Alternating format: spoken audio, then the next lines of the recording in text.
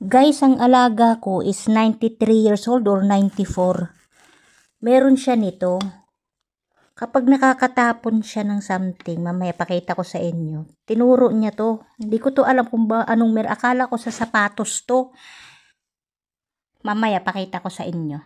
Guys ha, itatapon ko. Sa pamamagitan nito, wala kasi ito sa bundok. Ngayon ko lang ito nakita. Tingnan nyo ha. Sesame guys. Yan, sesame. Yan. Hindi na kailangan ng vacuum. Lilinisin natin to ng maigi. Tingnan nyo guys. Hindi na kailangan ng vacuum.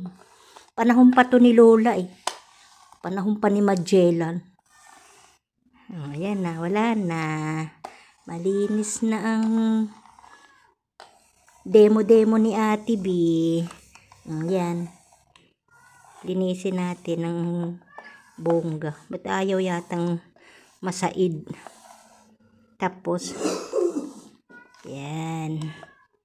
Lang yun siya guys. O, dito lang siya nakaano. Ito o, para siyang brush. Good idea, no?